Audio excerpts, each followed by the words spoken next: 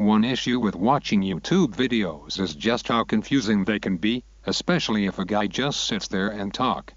This video is intended to correct that confusion, and help give you a clearer view on what to look out for in a motherboard, and how to choose a motherboard. Skylake Processors was launched since August last year, and with every new generation of processors, they are faster and more efficient.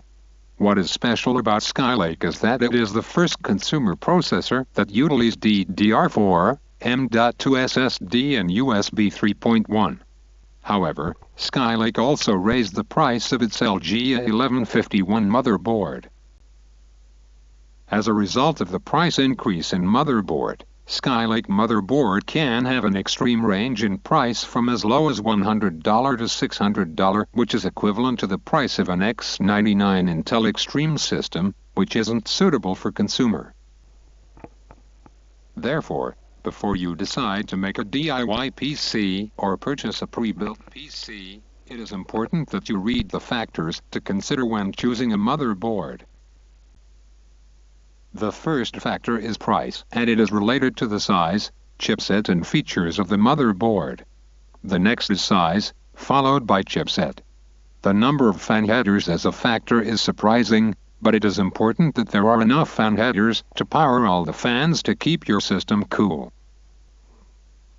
Traditionally, motherboard comes in a TX size, which is later expanded to smaller form factors such as micro ATX and mini ITX.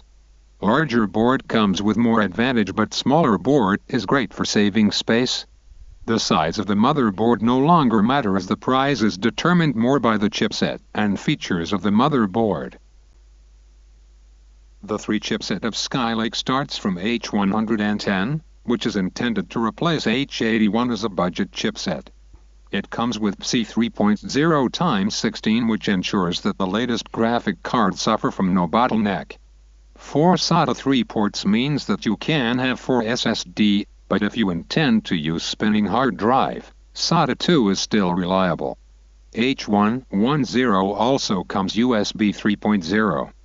2 memory slots on board is enough, especially if you intend to get only 8 GB of RAM and dual channel.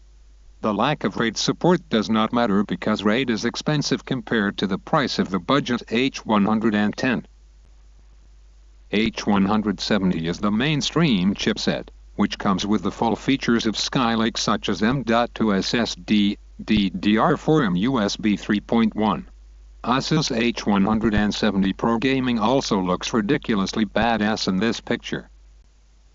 Z170 intends to replace Z97 as the enthusiast chipset. The shift of the integrated voltage regulator to the motherboards means more phases on the motherboard, giving it lower voltage and lower temperature. The inclusion of a non-fixed base clock speed overclocking means that overclocking is more flexible. DDR4 overclocks at high speed. Glorious PC Master Race. Some motherboard cost more for the same chipset, especially gaming motherboards. In my honest opinion, gaming motherboards are more expensive for their color. They are marketed for gaming audio, but it still doesn't beat a discrete sound card. Gaming Ethernet controller doesn't make a difference. However, they do come with more ports. The highest-end motherboard such as the Gigabyte Z170 Gaming G1 at the beginning of this video comes with 4-way slice support for 4 NVIDIA graphic card, while typical Z170 motherboard support up to 2. How I chose my motherboard is based on the best available features that I can utilize, which is overclocking. The Z97 SoC board is an overclocking motherboard with pathetic on-board sound. Therefore I use the Asus Essence STX discrete sound card. I would spend $300 for the single overclocking feature instead of all the unnecessarily gaming features. Just like despite how smartphones are advertised for their camera, they still can't beat a DSLR camera. Summary. Pick a board which has all the features you can use or wish to use in the future. Pick a motherboard with the chipset that suits you the most.